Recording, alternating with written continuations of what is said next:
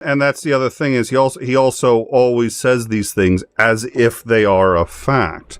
He doesn't say, I believe, I think, or the evidence is pretty clear that this is going to happen even. He doesn't do that. He's like, this is what's going to happen. This is what you're going to see. And sometimes there's a caveat, if A, then B. But a lot of times it's sort of like, this is the future. I have read the future. I have prognosticated. Call me Peter Nostradamus. What other authoritarian figures do you know that did that? Like, I have here a list of over 50,000 communist agents in the United States Department of... Yeah. This is the part where, and it wasn't until earlier today when I was thinking about what I was going to frame for the show, there is a lot I do actually like about the guy. I naturally find people who are intelligent interesting, and I tend to like them, and I think he falls into that category quite easily. I think his knowledge is also rather comprehensive, which I like, and it's impressive. This is a prepared speech, but it's still nonetheless well done.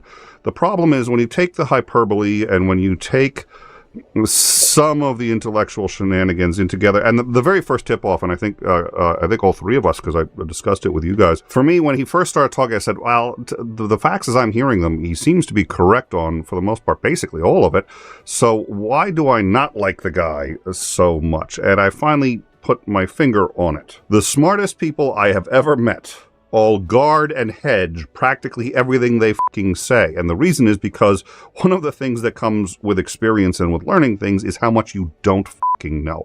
And the more you learn, the more you realize, oh shit, I really wish I knew 10 times more because I'm starting to realize just how much I don't know. So the smartest people always have to sit and say, okay, yes with an if or no with a but.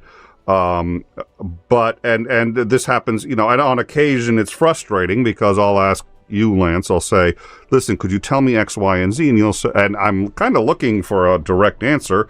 I'm looking more for the honest not for answer. me, you're not going to get one.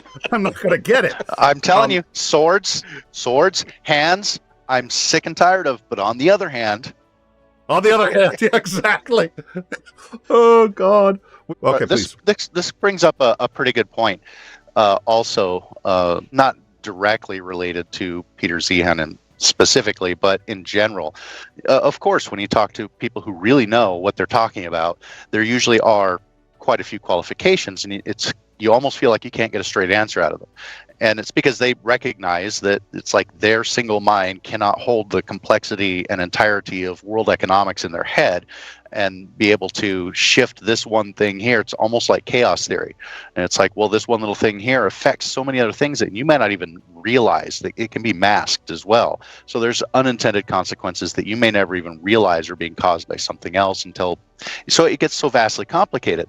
But then you have somebody like Peter Zeihan comes up and he seems very authoritative. He makes fairly specific things. There isn't any waffling. There isn't much in the way of qualifications given.